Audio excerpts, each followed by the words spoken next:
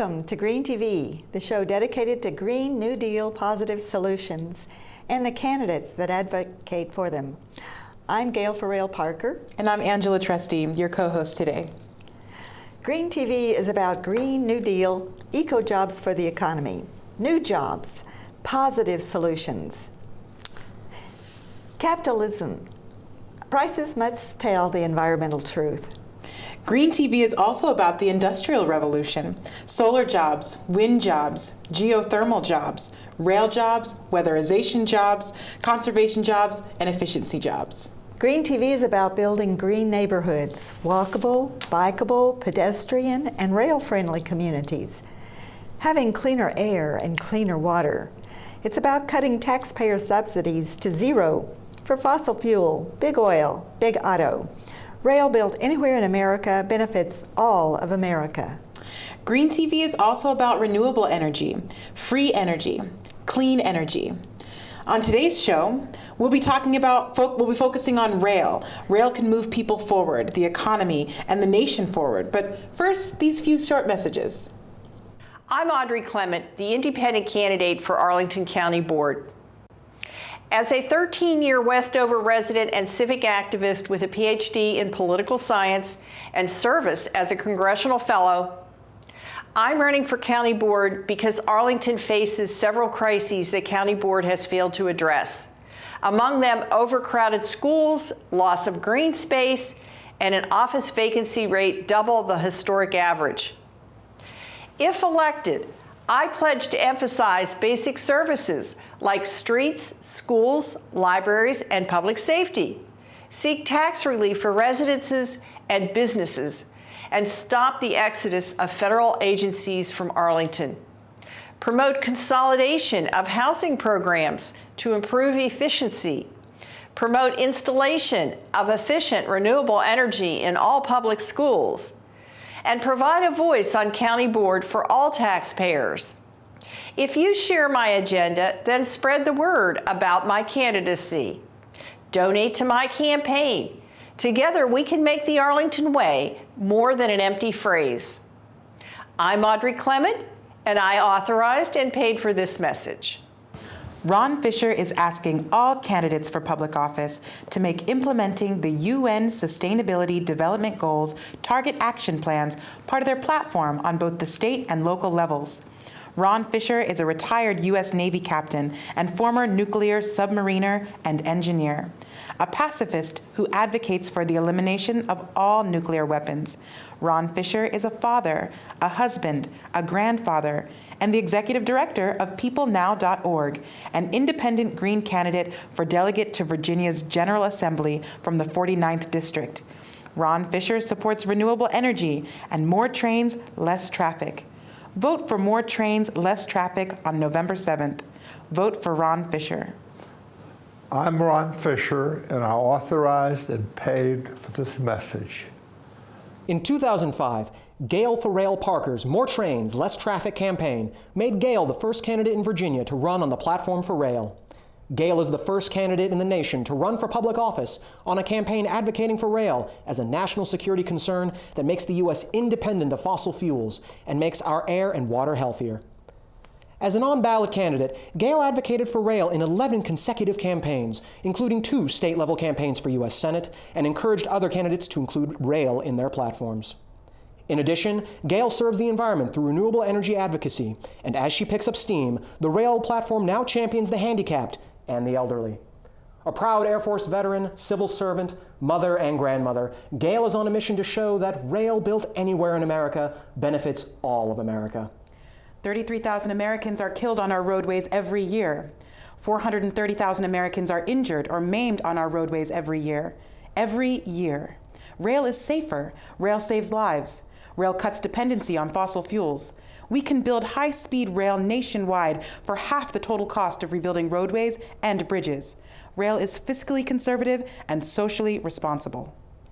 If you share Gail's belief that every American deserves a say in the decisions that affect their lives, spread the word about this positive solution to today's issues and climb aboard our campaign for rail and renewable energy.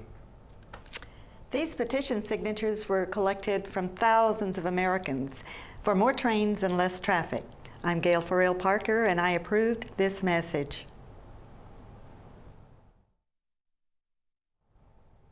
Long sought and highly anticipated new Amtrak and boarding platforms are under construction in Roanoke, Virginia. Construction is estimated to be completed in 10 months. High-speed rail with speeds of up to 250 miles per hour is being considered to connect Seattle with Vancouver, British Columbia. The feasibility study is due to their governor on December the 15th, 2017. Neighboring California compared the cost of conventional transportation infrastructure and discovered that they could build high-speed rail for half the cost and have cleaner air and cleaner water. To reduce congestion and connect various rural and urban areas, the Colorado legislature is considering a positive solution bill for a passenger rail line from southern Colorado to Fort Collins. The bill would also expand the commission designed to preserve the existing Amtrak Southwest Chief Rail line. Light rail train systems at street level are growing in many American cities where the car is still king. One of them is Dallas, which has expanded light rail by luring economic development around new tracks and stations. But ridership is low, with less than 2% of Dallas residents regularly using the system. Our signature segment tonight looks at transit-oriented development in Texas as part of our ongoing series on how cities are taking innovative steps to solve problems, make life better for residents, and serve as a model for other cities. Special correspondent Carla Morthy reports from Dallas and Houston in this installment of Urban Ideas.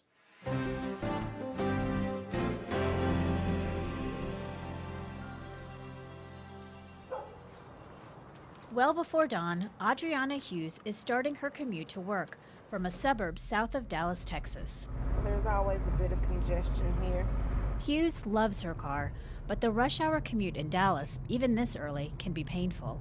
On a bad day, it can take her 2 hours each way, so she's changed how she gets to work. She parks here on the outskirts of downtown Dallas and boards a train.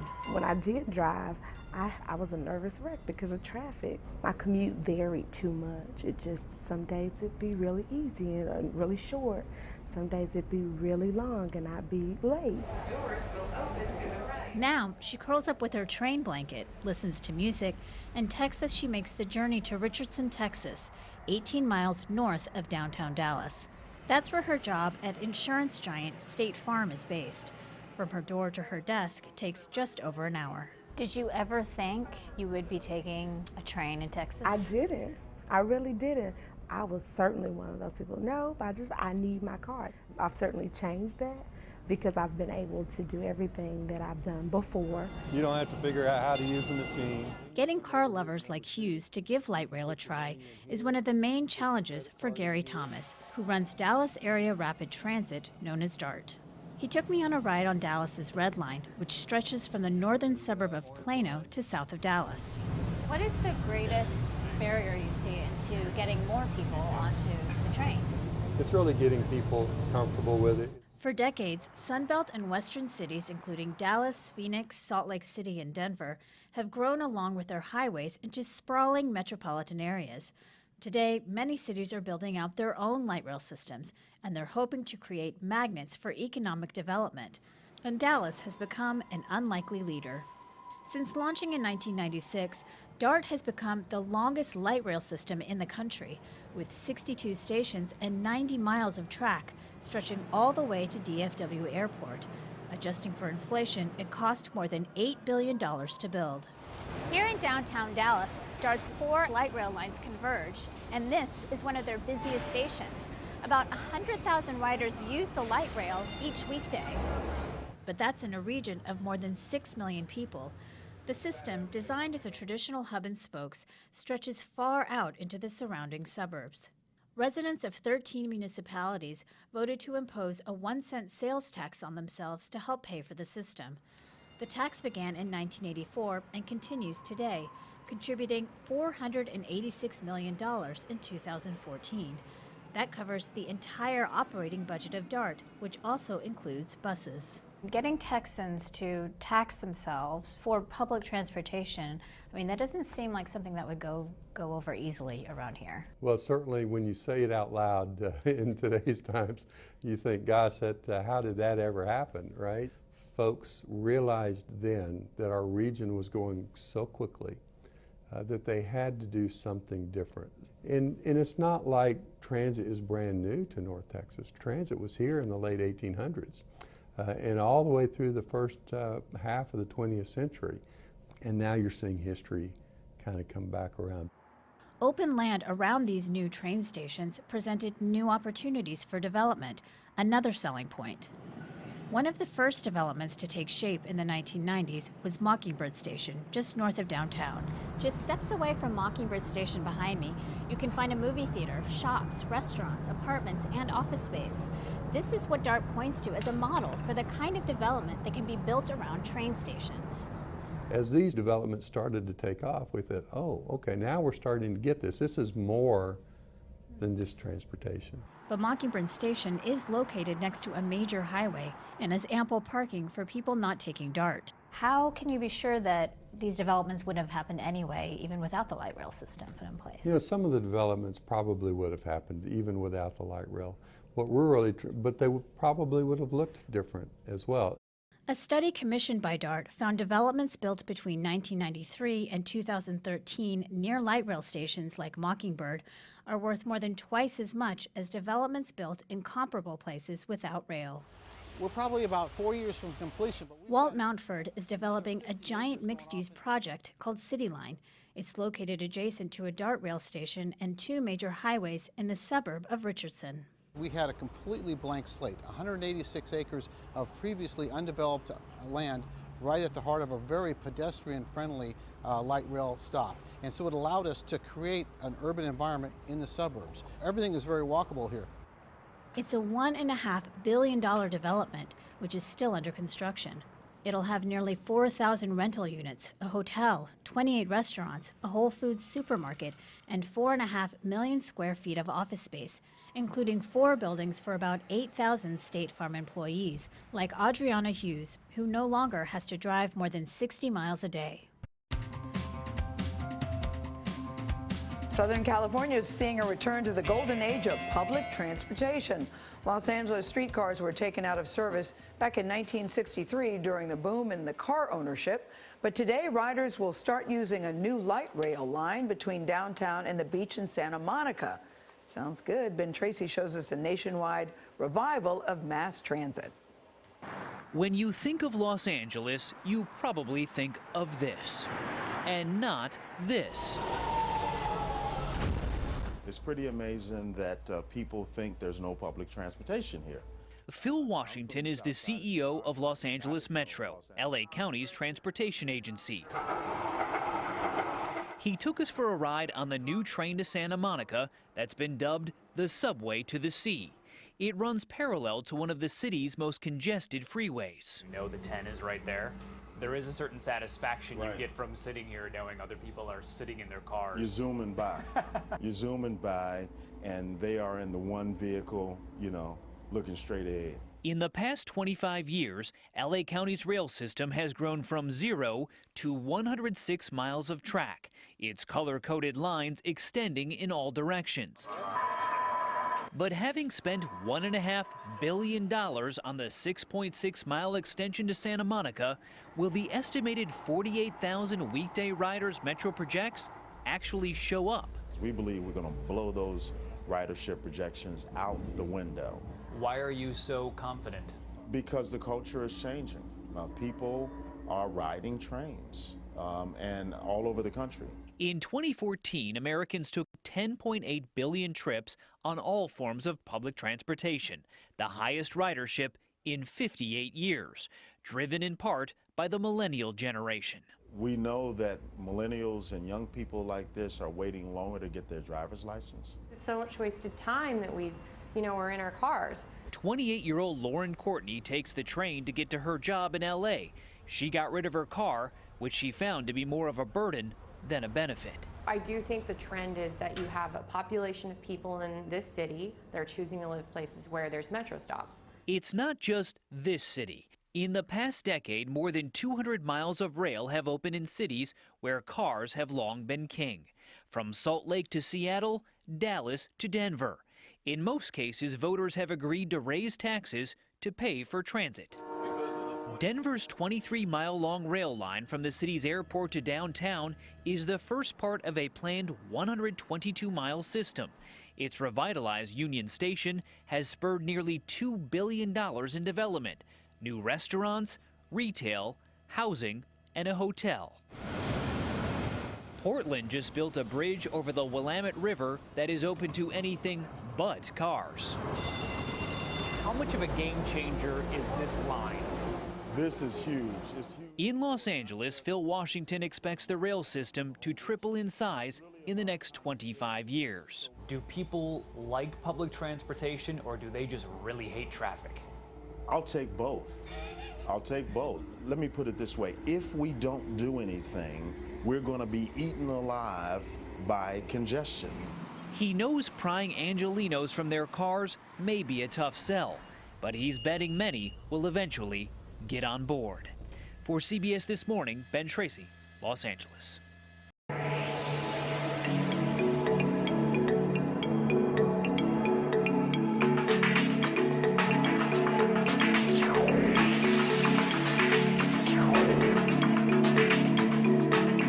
By the year 2030, California's population will increase by 30%, surpassing 50 million.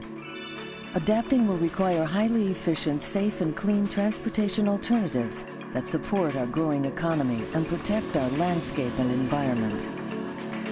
This is California High-Speed Rail.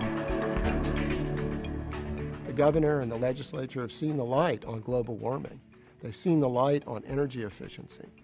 And that high-speed rail, it would be a fundamental part of a package of infrastructure and policies to lessen California's impact on global warming, to lessen our impact on imported oil, and to improve our quality of life.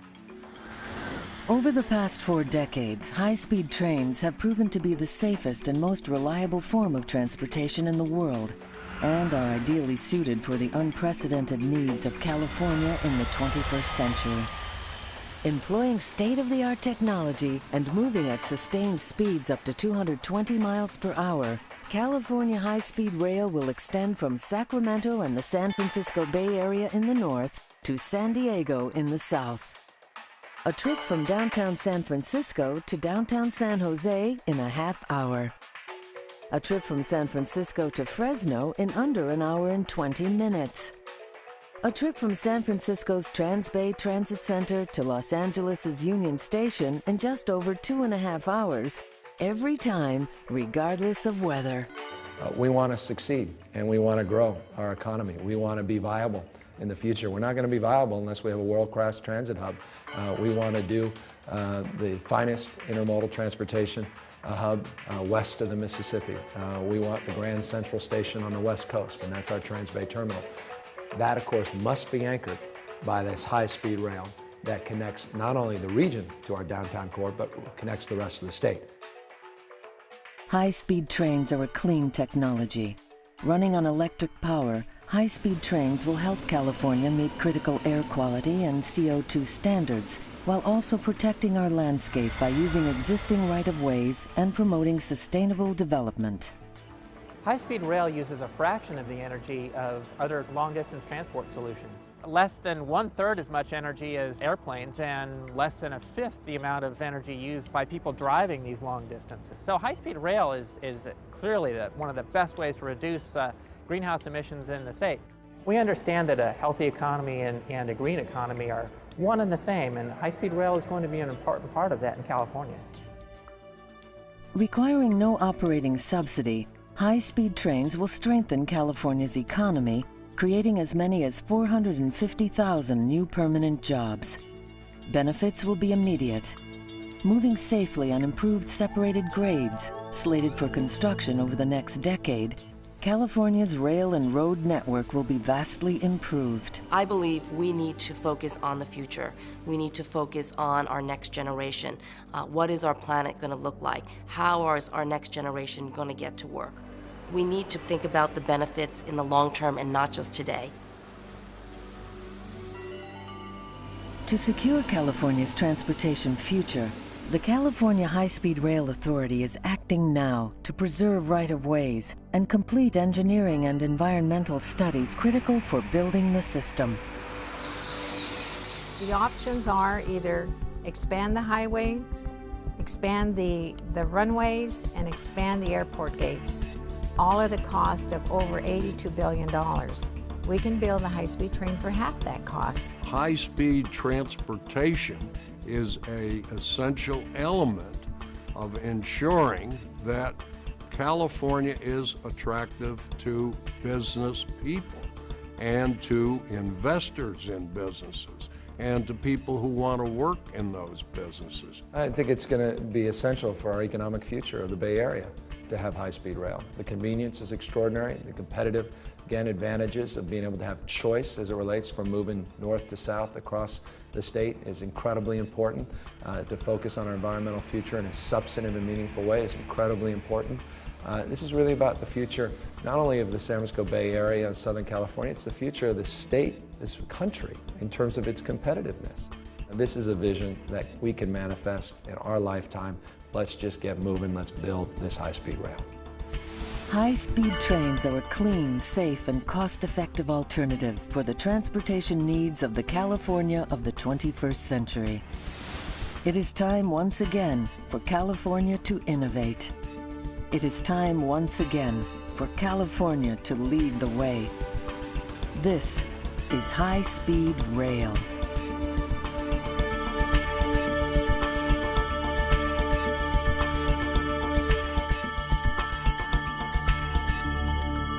And now this. In 2005, Gail for Rail Parker's More Trains, Less Traffic campaign made Gail the first candidate in Virginia to run on the platform for rail. Gail is the first candidate in the nation to run for public office on a campaign advocating for rail as a national security concern that makes the U.S. independent of fossil fuels and makes our air and water healthier. As an on-ballot candidate, Gail advocated for rail in 11 consecutive campaigns, including 2 state-level campaigns for U.S. Senate, and encouraged other candidates to include rail in their platforms. In addition, Gail serves the environment through renewable energy advocacy, and as she picks up steam, the rail platform now champions the handicapped and the elderly. A proud Air Force veteran, civil servant, mother, and grandmother, Gail is on a mission to show that rail built anywhere in America benefits all of America. 33,000 Americans are killed on our roadways every year. 430,000 Americans are injured or maimed on our roadways every year. Every year. Rail is safer. Rail saves lives. Rail cuts dependency on fossil fuels. We can build high-speed rail nationwide for half the total cost of rebuilding roadways and bridges. Rail is fiscally conservative and socially responsible. If you share Gail's belief that every American deserves a say in the decisions that affect their lives, spread the word about this positive solution to today's issues and climb aboard our campaign for rail and renewable energy. These petition signatures were collected from thousands of Americans for more trains and less traffic. I'm Gail for Rail Parker, and I approved this message. You're watching Green TV, the show dedicated to Green New Deal positive solutions and to the candidates that advocate for them. We thank the National Association of Railroad Passengers, NARP News, for today's news on rail. You can find out more about NARP at narprail.org. That's NARPRAIL.org. You are watching Green TV, the show dedicated to positive New Deal solutions and the candidates that advocate for them. Are you spending a large portion of your paycheck each month on a high electricity bill? Over the last 30 years, utility rates have continued to increase by about 6% per year. Unless you stop turning on your lights, using your kitchen, and washing your clothes, it'll just keep getting more and more expensive. And that's the bad news. But here's the good news. You have a choice. You can now tap into the sun's natural energy and use it to power everything in your home without having to write a big check to a power company at the end of each month. Here's how it works. Every day, sunlight will stream down onto your solar panels with photons, which are particles of sunlight. Then the solar panels convert those photons into electrons of electricity using photovoltaic cell technology. The amount of electricity generated depends on the intensity of the sun, but even on cloudy days, your solar panels will still absorb sunlight and generate you energy. Once the energy is transferred from the sun, it flows from the solar panels to an inverter that converts the raw electricity into ready-to-use electricity for your home. You don't have to do anything. What's even better, solar electric systems can produce more electricity than your home needs, and the extra you do not use goes back to your utility grid. This is called net metering, and you'll be able to enjoy watching your utility meter spin backwards. Then at night or on cloudy days when your solar system is not producing enough energy for your home, you will be able to draw power down from the grid, so you never have to worry about running out of electricity. And if you are producing more energy than your household requires, then you'll get a credit from the utility company. You'll feel good about your solar investment, not only because it will provide you with a lucrative annual return that you can rely on, saving you thousands of dollars on long-term utility costs, but because you'll be doing your part in providing a safer planet for you, your family, and future generations. Best of all, it's a lot more affordable than you might think. If you're ready to stop wasting money on high electricity bills and start harnessing the free power that's available to you right now, just give us a call. Mention this video and our friendly team will be able to answer all your questions.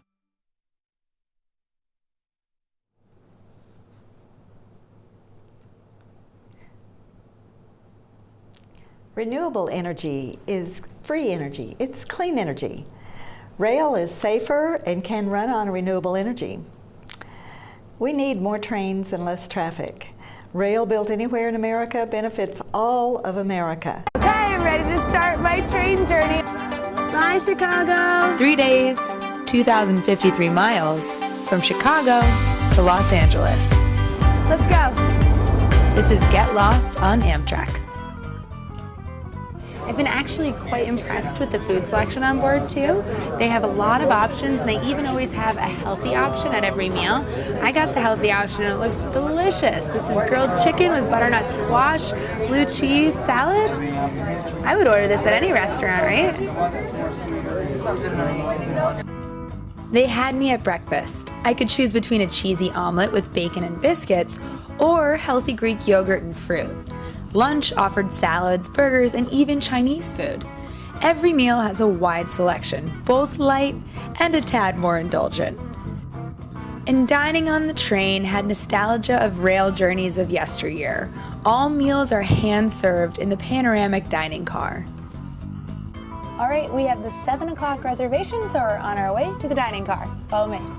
And another thing to note, you need reservations. It's right in here. They'll make announcements when your seating time is up, and then you head to the dining car. So we're here on the Southwest Chief, and I'm in the dining car, sitting in this lovely white tablecloth table, ready to enjoy dinner. You have to make reservations, and we're at the 7 o'clock right now. Very busy. Honestly, the food looks really good. Lots of options, all the way from signature steak down to the light, healthy option, which is going to be a light chicken with chorizo and risotto. They even have fish, pasta. Looks really good. I'm pretty excited. If you want something small or a snack, you can come down to the cafe car. It's just below the regular dining car, and they have tables too. It's great if you want to grab a drink or have like a small pizza or grab a sandwich. It also has some pretty great views. And I have to point out the very friendly dining service. The staff felt like family by the end. Have a nice day. Okay, we're going to enter the first class section.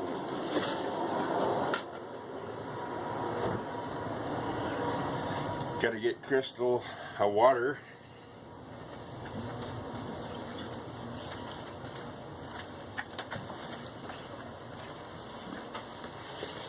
If she wants a water. There's the coffee.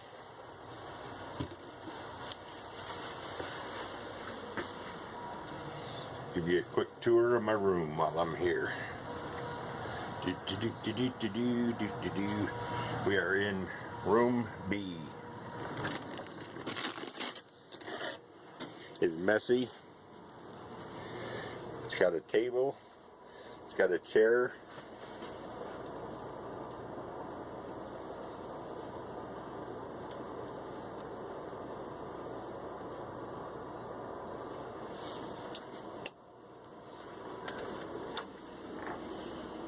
It's got a bathroom and a shower. I get the shower.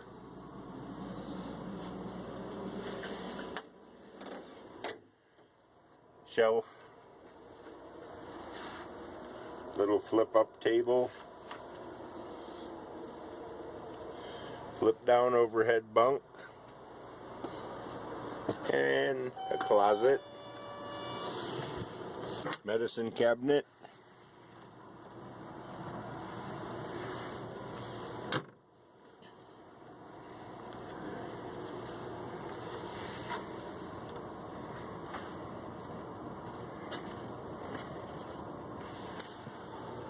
Yes, sir. Yes, ma'am.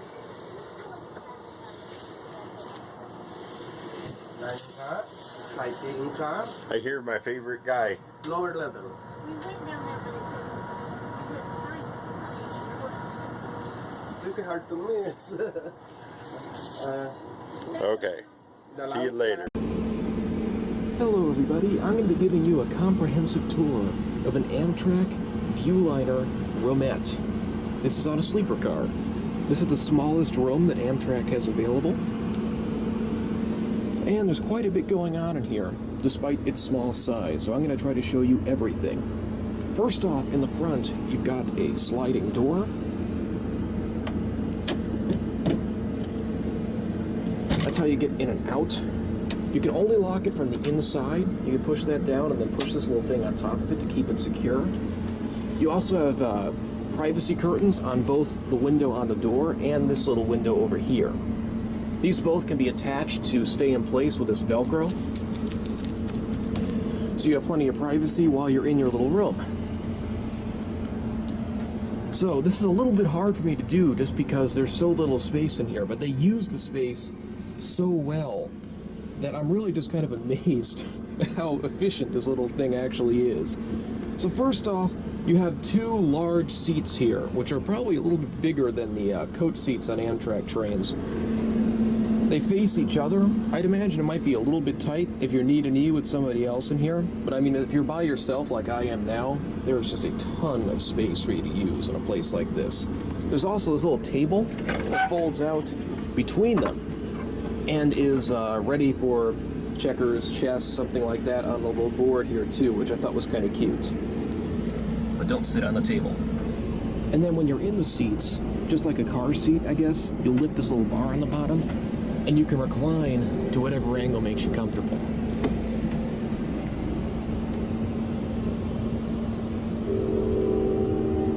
Here's a little something just to give you an idea of what this looks like with a laptop. So you can sit here very comfortably, get some work done. The only thing that's a little bit awkward is that the one outlet in here is up next to the sink. So when you plug in the cord becomes a little bit of a tripping hazard because it has to drape down right where you walk in and out. I'm not really sure why they didn't put the outlet over here on this wall somewhere. It just seems like it would make more sense than having it up by the sink. It might show the age of these cars a little bit. Not a major complaint, but just a little minor annoyance that I've noticed. When I came in, they had this little passenger safety card sitting here, as well as the schedule for this particular route, which is the Lakeshore Limited. You'll only find these Viewliner coaches on long-distance trains that go in and out of Penn Station because they can't fit their double-decker ones in the Penn Station. So, there's lots of different options with the lighting in here. First off, you've got the big light on top, which you can control with the switch over here by the door. There's also a night light that's on no matter what, which is a little bit annoying at night because it's a lot brighter than it should be. But I do like how flexible the lighting is, aside from that one little issue. You've also got the mirror light, and on top of the two seats here, you have the wall lights, which have a high mode, a low mode, and you can turn them off completely. You also have reading lights available too, sort of like when you're on an airplane. So if you want to sit here and read something, you can do that too. So, there's a lot going on with this little console here too. One thing I was not expecting, being a first-time long-distance Amtrak train rider here, is that there's actually a toilet in this little room. This would be super awkward if you were sharing it with somebody else, but I guess it's nice and private when you're on your own. And then up here, there's a folding sink. See, when you pull it down, there's a little light that says sink down. So you get your water, do whatever you need to do. They have hand soap available up here. And then when you put the thing back, the water goes down the drain. Very, very creative.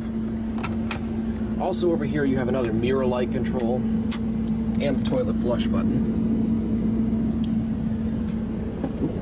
And we just hit a curb and I almost fell over. Now, everything in here seems to double as something else, and the toilet's no exception. This is your first step, and this is your second step to get up into the upstairs, not really, the upper bunk. I'll be alright upstairs. One reason that this thing has a second window on the top, along with the one down here, is that when you pull the second bunk down from the top, the person up there also gets a view. I could demonstrate that real quick. So when you want to have somebody sleeping up on top, you just move this little thing and pull it down, and it's counterweighted, so it's very easy to get up and down, and it locks into place just like that. And there's a lot of stuff up here, and I don't have much space, but just to show you, so 1 foot on the toilet, 1 foot on the little ledge where the sink goes, and then you're up here on the upper level. Now, what you're looking at here, this is actually the mattress that you use to put on the lower bunk, which is something that I did last night when I found that having this night light right on top of your head is a little bit annoying at night.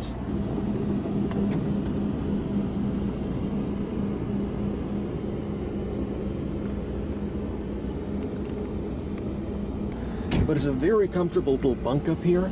There's enough room for somebody my size to sleep, so I'd imagine just about anybody would be okay. As long as you're comfortable climbing up these steps, you can get up here and be pretty comfortable. There's also this little safety net that folds down from the top, or not folds down, but hangs from the top. So you hook it in like this, and it keeps you from rolling out of the bunk at night, which is very nice. There's also additional lighting controls up here. You get your own little reading light, a little area to store things. And then up here, on top of where the hallway is outside, you get room to put your bags. This whole thing is just very, very efficient.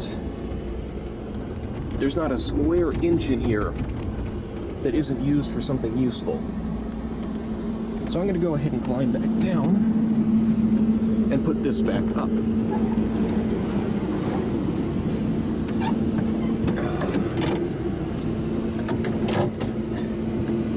Now that's locked back in place. But anyway, this is just a very, very cool way to travel. An awesome little room. It really feels luxurious when you're on your own. I'd imagine this might get a little bit tight with a second person, but this is by far the most fun way that I've ever traveled, and it's very relaxing too. So yeah, lots of compliments to Amtrak here. I really like this little accommodation. Hope you enjoyed this quick little tour. We have found that the transportation issue cuts across not only health care, but the economics and the social well-being of the individuals. If a person is landlocked in their home and they can't get out socially to even visit people, that's a huge issue with seniors, their mental health. Powerful videos here. Millennials equaled boomers in 2016, and the millennials are tending to move and locate into walkable, bikeable, and pedestrian-friendly cities. Boomers, on the other hand, are moving to less populated areas when they retire or aging in place in the suburbs. Now, what does all this mean for transportation? By 2030, there will be close to 50 million 80-year-olds living mostly in areas not served by public transportation. Our producer's 93-year-old mother, in fact, still has a driver's license. She almost has to always drive. There is no public transportation in rural Oklahoma. None. NPT reports. Aging matters.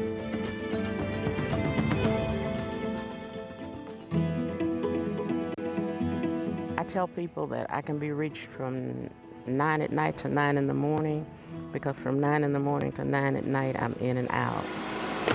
A lot of people in our age group feel like, well, actually they're afraid to come out of the house. They're a little leery about going places by themselves. And with most of the transportation programs now, they will carry you to the door and you're on your own from there. I've known Miss Armstrong, I guess close to over 40 years. She'd rather ride with me and know that I'm going to be there beside her.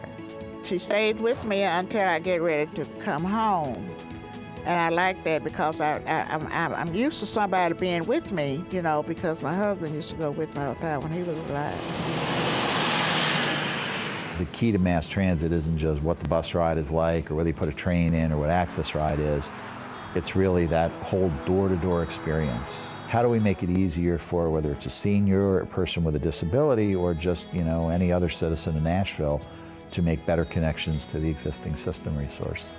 Metro Public Works is currently working on updating their sidewalk plan and the whole walk-bike plan, so pedestrian and bicycle access throughout the city, and access to public transit and mass transit is a focus of that plan.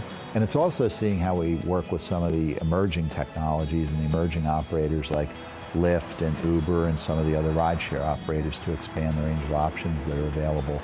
We try to make it what I'll call senior-friendly and more accessible every day.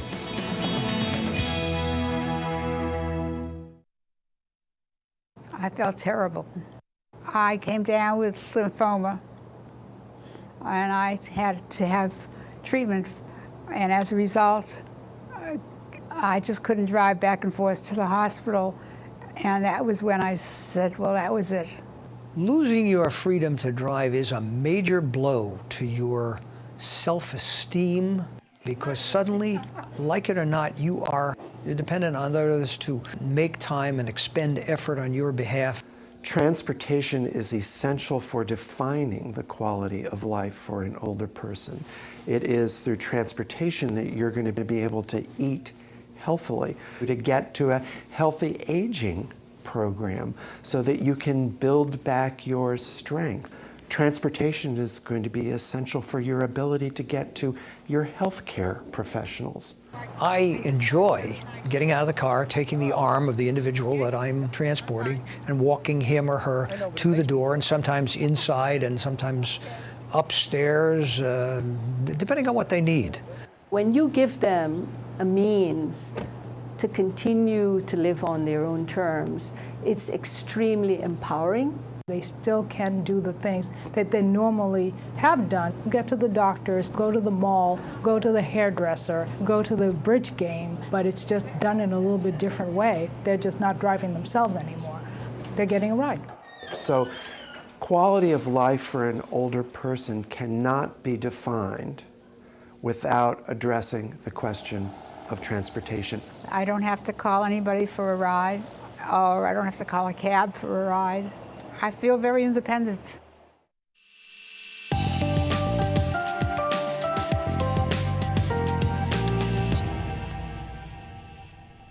You are watching Green TV, the show dedicated to positive New Deal solutions and the candidates who advocate for them. I'm Angela Trusty, your host for today.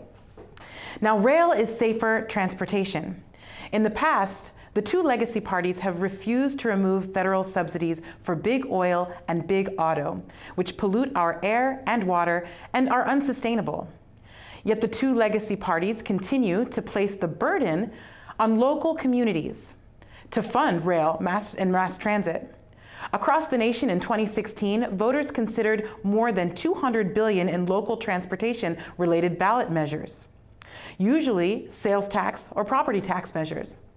The Center for Transportation Excellence reports that since they began monitoring these results in 2000, transit ballot measures consistently enjoy about a 71% success rate. Rail built anywhere in America benefits all of America. In 2005, Gail for Rail Parker's More Trains, Less Traffic campaign made Gail the first candidate in Virginia to run on the platform for rail.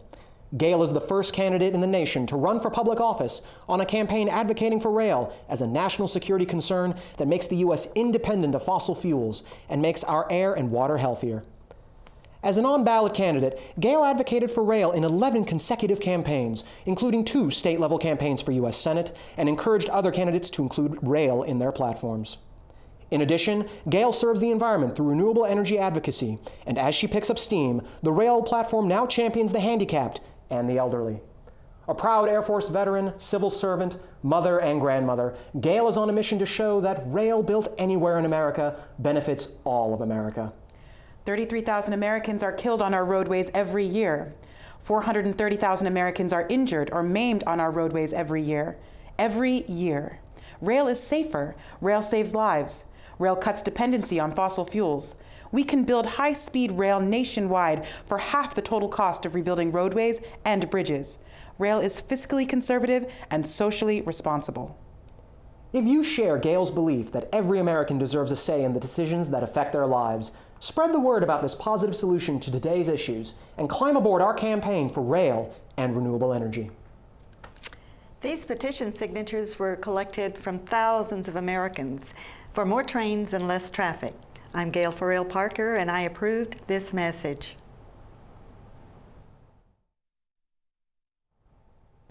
Ron Fisher is asking all candidates for public office to make implementing the UN Sustainability Development Goals target action plans part of their platform on both the state and local levels. Ron Fisher is a retired U.S. Navy captain and former nuclear submariner and engineer, a pacifist who advocates for the elimination of all nuclear weapons. Ron Fisher is a father, a husband, a grandfather, and the executive director of PeopleNow.org, an independent Green candidate for delegate to Virginia's General Assembly from the 49th District. Ron Fisher supports renewable energy and more trains, less traffic. Vote for more trains, less traffic on November 7th. Vote for Ron Fisher. I'm Ron Fisher, and I authorized and paid for this message. I'm Audrey Clement, the independent candidate for Arlington County Board. As a 13-year Westover resident and civic activist with a PhD in political science and service as a congressional fellow, I'm running for County Board because Arlington faces several crises that County Board has failed to address. Among them, overcrowded schools, loss of green space, and an office vacancy rate double the historic average. If elected, I pledge to emphasize basic services like streets, schools, libraries, and public safety, seek tax relief for residences and businesses, and stop the exodus of federal agencies from Arlington. Promote consolidation of housing programs to improve efficiency. Promote installation of efficient renewable energy in all public schools. And provide a voice on County Board for all taxpayers. If you share my agenda, then spread the word about my candidacy. Donate to my campaign. Together, we can make the Arlington Way more than an empty phrase. I'm Audrey Clement, and I authorized and paid for this message.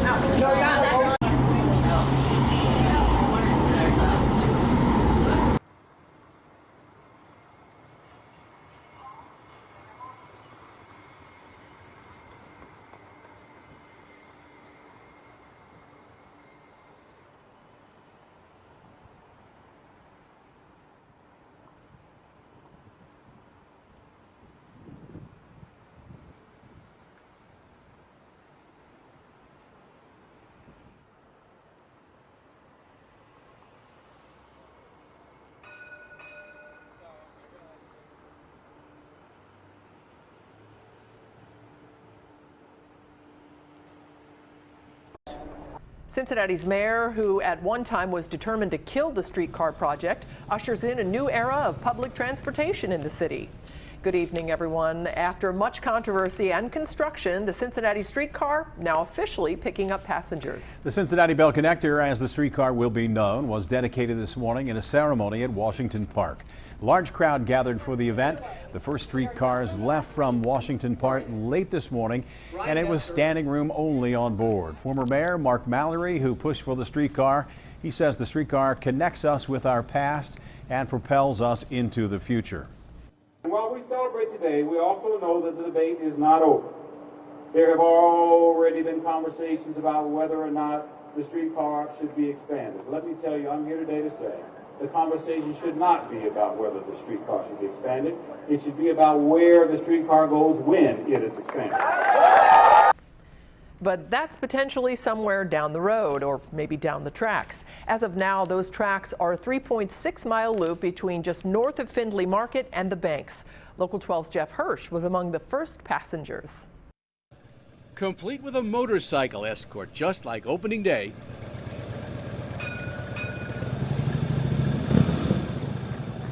The Cincinnati streetcar had its own opening day parade. Several VIP runs followed by regular passenger service. That service beginning around noon. For reasons I can't quite figure out, I got on one of the VIP trips. We left the music hall stop, the same area where ground was broken in 2012 for the streetcar, and wound our way through over the Rhine, downtown, and back. It may have been a VIP run, but the streetcar itself was the real celebrity. Each streetcar carries 154 people, 116 standing. Hold on to these like they call them in New York. You become a strap hanger. There's 38 seats. You're somebody lucky enough to get one of these seats. What's your thought on the first ride? Outstanding. What do you like about it? What is it different than what you're used to? We don't have this in Columbus. It's a nice change. Bring people to and from parking to restaurants, new locations. It really expands the city. City Council first okayed this project in 2008. It survived 2 voter efforts to kill it and a new mayor, John Cranley, who wanted to kill it as well. But Council ultimately said yes again, and the streetcar survived. Cincinnati has 5 streetcar vehicles, starting with number 1175 and going up. And you may wonder, why 1175? Cincinnati doesn't have that many streetcars. Well, the last Cincinnati streetcar to run in 1951 was number 1174. This just picks up where they left off. A teenager named Bill Myers was a passenger on that last 1951 trip. The last car was, well, many years ago. They always would say, oh, another car will be along if you miss one. Well, having ridden the last one, I thought it would be fun to catch a ride on the next one that came along. I didn't think it would be 65 years, though. Myers came back today to take a first ride on the new line. He's a member of the Cincinnati Transit Historical Society who experienced history today and back then. Of course, we were just teenage children, but we'd get a Sunday pass every week and ride around. But to think that that aspect was going to end, it was hard to believe. And, of course, we were convinced it would never be seen again, and yet, here we are. Now, if that face and voice seem familiar, it is the same Bill Myers. Had a long career in Cincinnati radio and TV. I worked with him for a while. One of the great guys. Obviously, the streetcar was and is a political controversy. The big issue, was it worth the $148 million price tag? But putting that aside in the first day, it is fun to ride. And you were the perfect person from Local 12 to do this story, because you're our train guy. You've done so many train stories over the years, and didn't you start when you were young working? I worked for Amtrak in college, so I kind of like trains. So give me your personal thoughts on the streetcar. Well, I was working in a sense, doing interviews and that sort of stuff, Facebook. So I couldn't exactly sit back and just kind of coast and look out the window. But when it goes around the curve, you see the front of it. If you're a train geek, that's cool. You were excited. I had fun. And I know you'll be back. Tomorrow? All right, have fun. Okay, Thank you, Jeff. And by the way, the streetcar is free this weekend. Starting on Monday, the fare will be $1 for 2 hours, $2 for an all-day pass. The streetcar is called the Cincinnati Bell Connector because, of course, the communications company bought 10 years of naming rights for more than $3 million. That's it for today's Green TV. I'm Gail Farrell-Parker with co-host Angela Trusty. Please join us again next time for Green TV.